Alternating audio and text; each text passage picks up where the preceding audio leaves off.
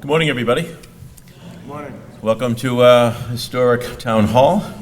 If these walls could talk, I imagine some great stories since 1844. This was originally the town meeting hall, converted in 1888 when we became a city. Continues to serve as the seat of government for the city of Quincy. So welcome to historic Town Hall. And it's certainly a great honor and privilege to have the governor, lieutenant governor, and their teams here. And they don't need a map to find Quincy. They've just here a week ago, here on a regular basis. They've been a tremendous partner in so many issues that we face as a municipality. And today we're talking a little bit about the housing initiative. But let me just tell a little story. When the TOD stuff was talked about a number of years ago, one of my arguments was, well, that's great, but you can't get on a train at North Quincy at 7:30 in the morning. Now, how are we going to add housing and some of the additional capacity issues? How are we going to deal with that? Well, as we know, and it cuts both ways, Governor, I know you've taken a hit and a beating a little bit on the MBTA, but the reality is you've invested millions and billions of dollars, particularly $1 billion in the Red Line, that is making a huge difference for these housing opportunities. So what was a 6-minute, every train every 6 minutes is going to be every 3 minutes. So those people that had the challenge getting on the train in North Quincy will not have that issue. We just saw the reopening of the Wollaston T station. It was the last one in the district that was not handicap accessibility. A brand new, beautiful station that's going to help to revitalize and promote really further investment in the Wollaston part of our city. I could go on and on. Governor Baker, Lieutenant Polito have been extremely helpful to Quincy, tremendous partners in government, and really it's a delight and privilege to bring them back. So without any further comment, Your Excellency, Governor Charlie Baker.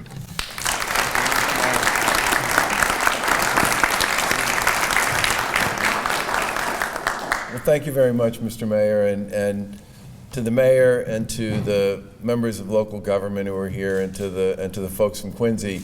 In many respects, a lot of the work that you've done to capitalize on the opportunities associated with transit-oriented development have been real hallmarks of your administration, but speak to, in some respects, one of the largest issues we face as a Commonwealth, and that issue is creating enough housing that people can afford for this Commonwealth to continue to grow. And this has been a challenge in Massachusetts for many years.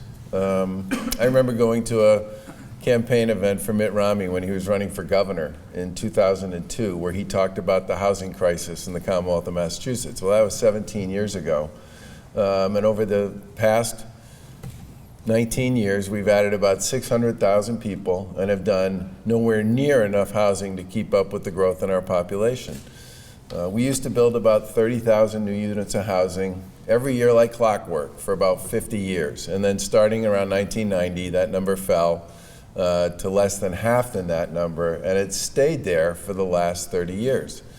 So what happens if you go 30 years without building the kind of capacity that you need in your housing market? You don't have a lot of inventory. Anything that goes on the market becomes incredibly aggressively pursued. That drives up the price of whatever it is, and it forces people farther and farther away from where they would like to live to where they can afford to live. And we've been very lucky in terms of our relationship with our colleagues in the legislature. Thank you for being here, Senator Keenan. We signed last year the largest housing bond bill in state history. We have put significant resources into our housing programs. Undersecretary Janelle Chan is here, Secretary Mike Keneally's here. Over the course of the past 5 years, $1 billion has been invested by our administration. But the simple truth of the matter is, given the way the rules work, the way the system works, the way it's organized right now, we are simply never going to be able to create enough housing at every level to meet the needs and requirements of the people of Massachusetts. And,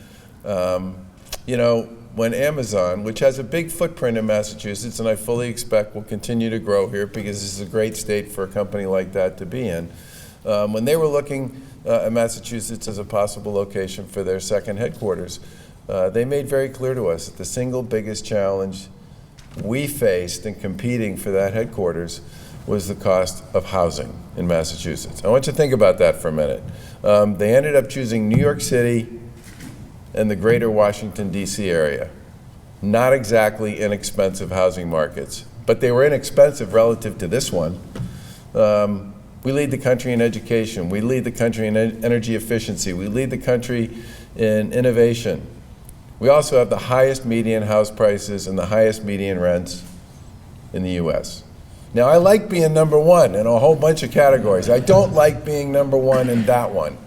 And we currently have legislation that's pending before the legislature that would make it possible for us to produce 135,000 units of housing over the next 4 or 5 years, get us back into the business of producing the kind of housing, senior housing, multifamily housing, young person's housing, starter apartments, the kinds of stuff that we need to make sure that old folks like me, who live in a house that has a whole bunch of empty bedrooms, have some place to go, perhaps in the community in which we grew up in. It becomes a big part of how people can reimagine their downtown, something that the mayor has been very successful at doing. I mean, think about this. We have 351 cities and towns. Their downtowns historically were anchored by retail. That was the way you sort of created a vibrant downtown. Well, guess what? The aforementioned Amazon and other internet sellers have made it pretty hard to make a downtown work purely on the back of retail. So downtowns now need to be about housing, hospitality, entertainment, recreation, office space, and yes, retail. But that kind of reimagination of a downtown to create the vibrancy that all 351 cities and towns would like to see in the future, under the way we've currently set up the rules of the game and the process, it is very difficult for people to figure out how to make that happen. And even small incremental advances can turn out to be enormously painful for communities to get done. And as an economic issue, as an equity issue, as a community development issue, as a quality of life issue, this Commonwealth needs to do more to invest in its housing infrastructure and its housing generally at every level of the stack. And with partners like the mayor and others, I'm sure we can get it done, but we desperately need to get legislation passed that enables cities and towns to work with the state and to do the work that they need to do to make this happen. And that's what our Housing Choice Bill is all about. And I sincerely hope that at some point during this legislative session, we have a chance to get back into the business of producing the kind of housing that our citizens need and deserve. And with that, I'm going to turn it over to Lieutenant Governor Karen Polito. Thank you.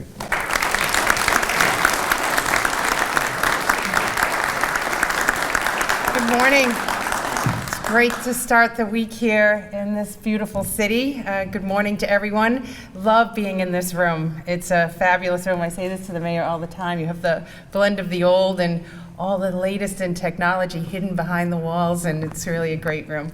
So thank you very much for hosting an opportunity for us to talk about a subject that's really important to helping this Commonwealth continue to offer accessible, affordable, and the kind of units of housing that young people, older people, families, everyone needs more of in Massachusetts. And I want to just start by talking a little about what makes a great community, what makes a strong community.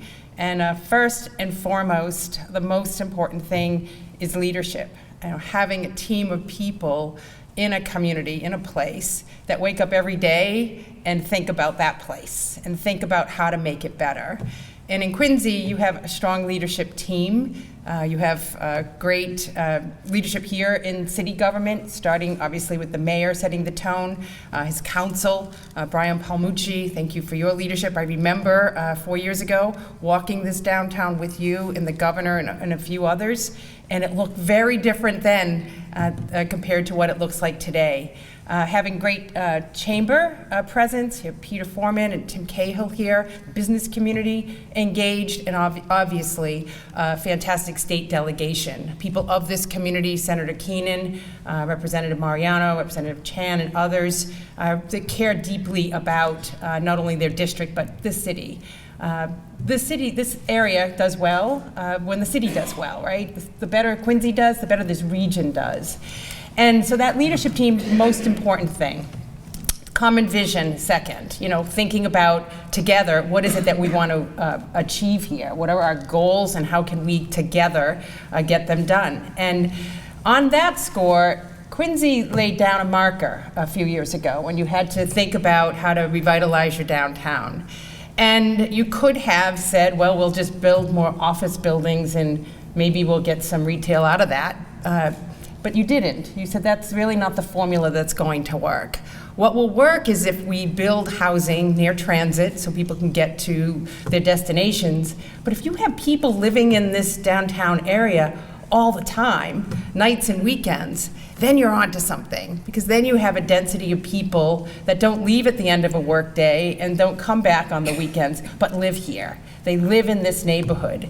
And because they live here, they want to do things. They want shops and restaurants and entertainment and culture, and that becomes parks, right? Parks is a big part of how you reimagined your downtown. And now you have a vibe here and a feeling that it's a neighborhood, it's a place that people want to spend time. And I just am just overwhelmed every time I come back to this downtown Main Street area and see what I see today, and it is a result directly of your leadership and your vision. So congratulations to all of you. What we want to do today is allow others in other communities to think about your formula for success, and to think about how they can develop their vision around housing and adopting a housing culture in their community by designing and planning for the housing that makes sense for that community. What makes sense for Quincy might not make sense for another town or other kind of city, but every community has some housing need that they need to plan for and need to address.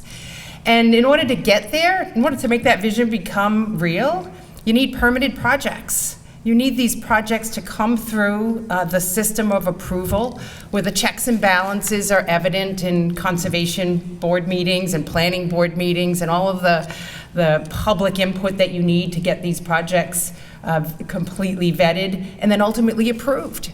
But if you don't have an approved and permitted project, you don't have the ability to build the units of housing like here in Quincy and in other places. And that's really what the Housing Choice Bill does, is allow communities to have more tools to work with to permit and approve projects of their choosing to address their housing needs in their community. In this day and age, we cannot think about reaching our goal of 135,000 new units of housing by 2025 with the existing rules to play in zoning.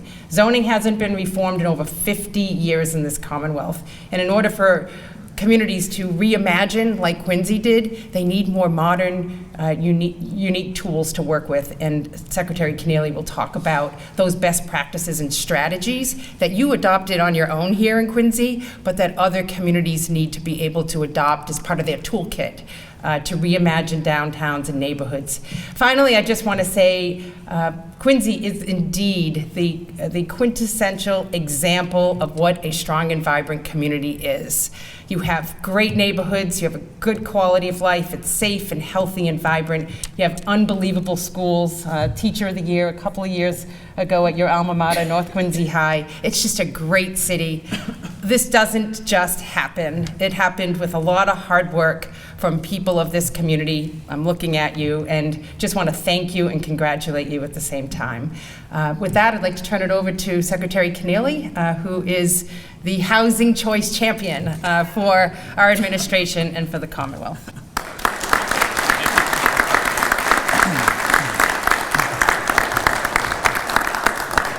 Well, thank you, Lieutenant Governor, and thank you all for being here today.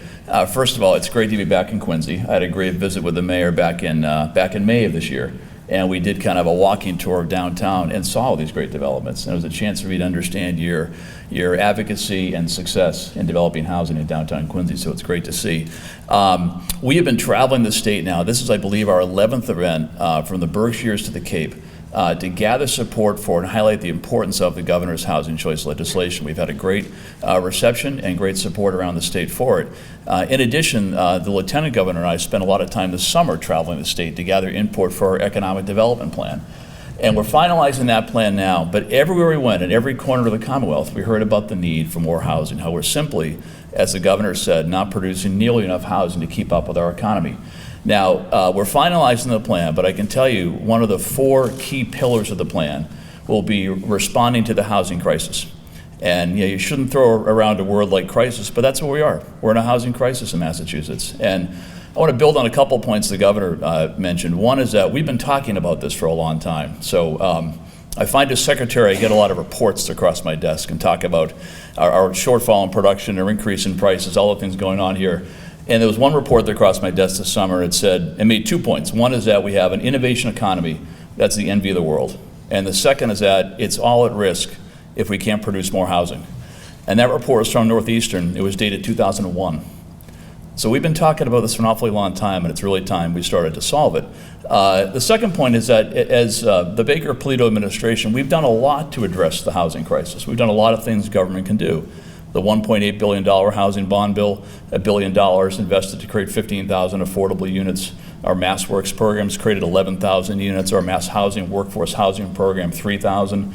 Reforms to our housing development incentive program, another 1,000. We've done a lot. We'll continue to do a lot, but it's never going to be enough.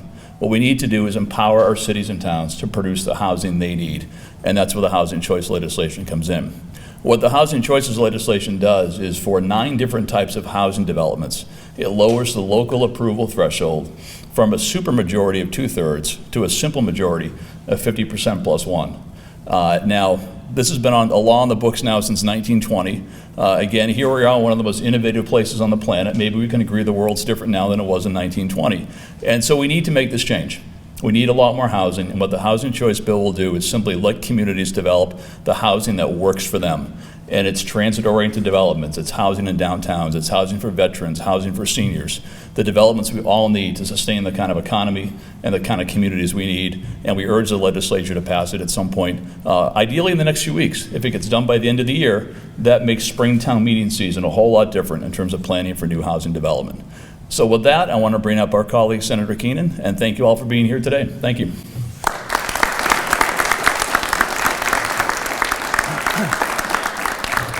Good morning, everybody. It's a pleasure to be here. Governor, Lieutenant Governor, Secretaries, thank you for being here. Just very briefly, I have a soon-to-be 26-year-old at home, a 24-year-old at home, and a 19-year-old who's in college, but is home generally when he's on break. I know the mayor has, Connie is 22, coming up on 23 soon, and I know Councilor Palmucci has young children. If there's one thing, or 2 things I would say that are in common. One is parents.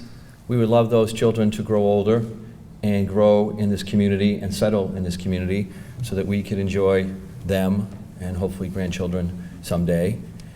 And as children, I know in my boy's case, and Tom and Connie's case, and yours a little younger, but I trust in their case because of your involvement and your love for the city, that they will want to live here. The issue is, right now, it's so expensive. So I have a 26-year-old, soon-to-be 26-year-old, in a small room in the front of the house, and we have the other 2 in bunk beds in the other room. They want to live here. We want them to live here. It's not going to happen with the way things presently are. Something's going to have to change. And one of the things that's going to have to change is obviously the generation of new housing. And this proposal, this housing choice proposal, will do that. It will give local communities who make the decision to have people who grow up there stay there. It will give them the ability to provide the housing to make that possible. It is critically important. And I know in ending that there's some concern that this will be it. The housing advocates look at the legislature and say, this may be all they do, and this can't be all they do. And I know the governor, lieutenant governor, the secretaries, they know that this isn't all that has to be done. But it is a critical, critical step. And I know as one legislator, governor, lieutenant governor, secretaries, this should pass. I will support it wholeheartedly, and then the work will continue to make sure that this is not the last thing that the legislature does in terms of housing.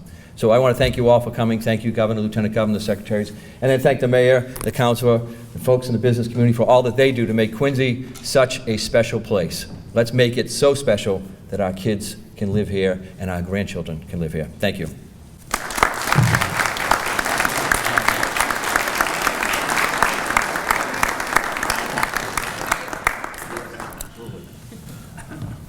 Rep Baird was on the itinerary. I don't see him here. Bruce here is not with us? Okay.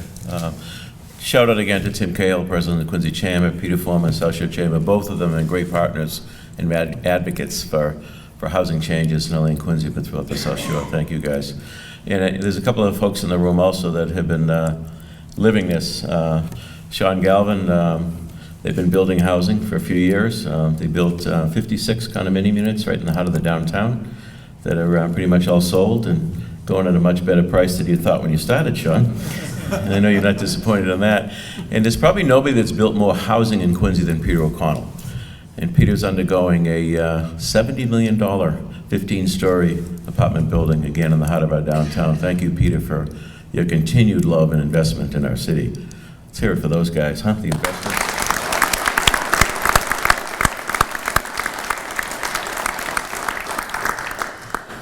So next up, we have a couple of business folks with us, and this guy's actually become pretty well known in the food world, almost as much as Leo from Alba.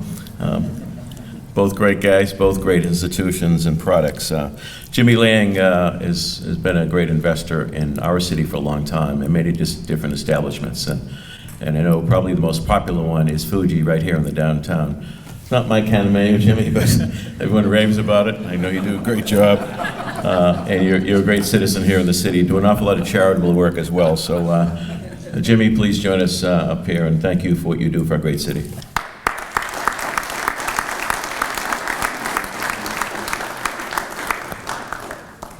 Thank you all. My name is Jimmy Lang, and I'm the CEO of JP Fuji Group. JP Fuji Group is the largest Asian restaurant group in the state, and we currently employ about 400 people. We often receive applications for job openings from all over the country, but one of the challenges that current and hopeful employees face is finding affordable and available housing in Quincy. I grew up in Quincy, and then I became a business owner here. I've witnessed and also been a part of this ever-changing city, and the antiquated zoning laws of yesterday are not serving the needs of today, and that is why I endorse the governor's bill. Thank you, Governor Baker, Mayor Koch, for being at the forefront. I applaud and appreciate you for being proactive.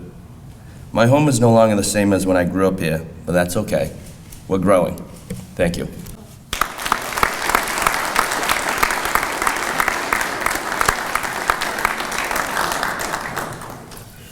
Brian, we could use him on the council. He's quick, brief. It's just more time for me to talk. Our next speaker, Dolly DePisa, who runs her own business right in the heart of Quincy Center, lives in one of Peter O'Connell's projects in Marina Bay. I've been a leader, immediate past chairman of the Chamber of Commerce, and a great person. Dolly DePisa.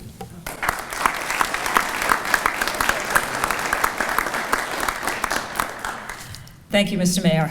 So I'm a transplant. My firm was downtown Boston. We're actually the #3 CPA firm in Massachusetts. My grandfather was the first Italian CPA in Massachusetts. So I moved the business here. Yay! There we go. I moved the business from downtown to Quincy 17 years ago, and then I moved my residence, as the mayor said, to Quincy 6 years ago. And so what can I see changing in the market, particularly with the housing here? So obviously the employee market is still tight, but I've noticed recently more employees that I have and other businesses here in Quincy, because there's more options for housing, it's easier for us to get employees. The T is critical to us also, particularly being at Marina Bay. I was originally downtown and now I'm at Marina Bay. The T is so critical because we have the T, we have the housing, we have the vibrant downtown. That's what our employees want. My secretary's been with me 20 years. She travels from Everett every day to come here. And hopefully, Mr. Mayor, in my lifetime, we're gonna see that ferry, right? Absolutely. Okay. Also, I have 20-something-year-olds also. One of them lives in Southie. One of them lives here in Marina Bay. The Southie kids now, they're coming to Quincy. I have a niece that works in the Suffolk County Jail as a nurse. She lived in Situate. She just moved to Quincy, to the Watson. So the kids that you're right, Senator Keenan, that some of them can't afford to be here. One who's still living with me is still at school, but they can't afford to put money down and buy a home unless we help them. But I've noticed also I grew up in Milton originally, those families and those parents my age, they're moving to Quincy now too, because they like the accessibility, they like to come to downtown, they love to go to Fuji, they love to go to Albus, they love to go down to Ciro's at Marina Bay. We have everything here, but housing is really the key to getting the people to stay here. And so as an employer, I can really appreciate that. Before, when I was in downtown, the resumes would run into me because you get kids from all over the place to want to work. Quincy was a little bit more difficult, but now I'm seeing that change because the kids aren't staying in Boston, they're coming to the suburbs, and they're particularly loving Quincy. I mean, I could go to Albus and Fuji, and I meet people from all over the South Shore that want to come to Quincy. So I'm very happy to be here, I'm very happy to have my business here and now to live here. And I'm hoping the housing bill gets passed.